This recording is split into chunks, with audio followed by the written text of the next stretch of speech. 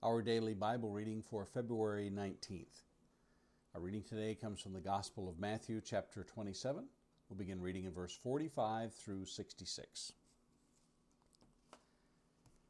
Now from the 6th hour there was darkness over all the land until the 9th hour. And about the 9th hour Jesus cried out with a loud voice, saying, Eli, Eli, lama sabachthani? That is, my God, why have you forsaken me? And some of the bystanders, hearing it, said, This man is calling Elijah.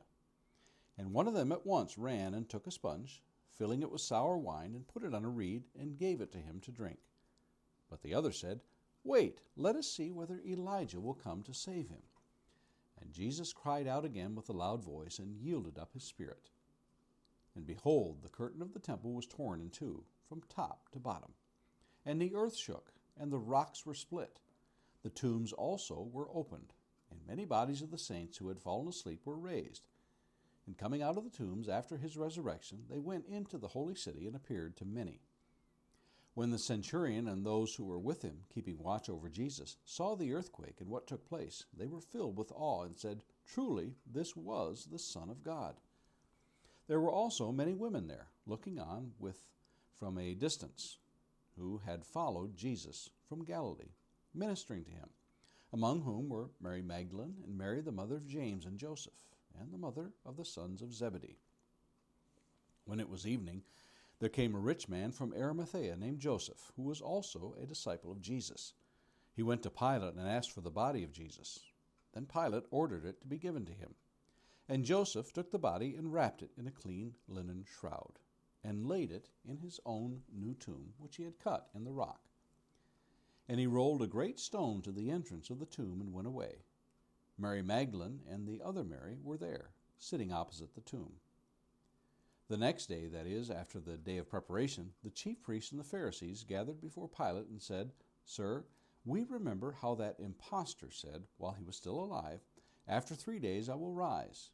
Therefore, order the tomb to be made secure until the 3rd day, lest his disciples go and steal him away and tell the people, He has risen from the dead, and the last fraud will be worse than the first. Pilate said to them, You have a guard of soldiers. Go, make it as secure as you can. So they went and made the tomb secure by sealing the stone and setting a guard. A few thoughts for today.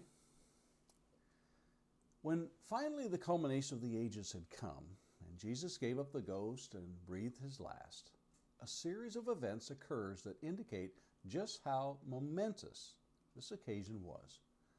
For nothing like this had happened in the world. Not the plagues of Egypt, not the collapse of the walls of Jericho, not the parting of the Red Sea, not the defeat of foreign armies. Nothing. After all, the Son of God had just died, and the world must bear witness of this event. The veil of the temple, the division of the holy from the Holy of Holies, that which the high priest passed through but once a year to offer the blood for the nation's sins. Now it was rent in two. But what did this signify? What would the Jews understand this to mean? Would anyone connect these events with the death of Jesus? Imagine what the priest who was there for the evening sacrifice must have thought at the sight of this veil, described by the rabbis of the day as no less than 40 cubits in height, being torn in two. The veil of the temple and all the implications of its being torn in two. That which kept us from God is now taken away. The body of Jesus, as it was this veil, Hebrews 10:20. That was broken for us. It was taken away that we might now boldly approach the throne of grace, for which the high priest, Jesus, has gone before us. So many types and antitypes happening here that it makes the head spin to consider just how monumental this act was. Not only the veil, but the earthquake and the rocks split, and the tombs of the saints who had fallen asleep were open, and they appeared to many in the streets. Truly, nothing like this had ever happened before.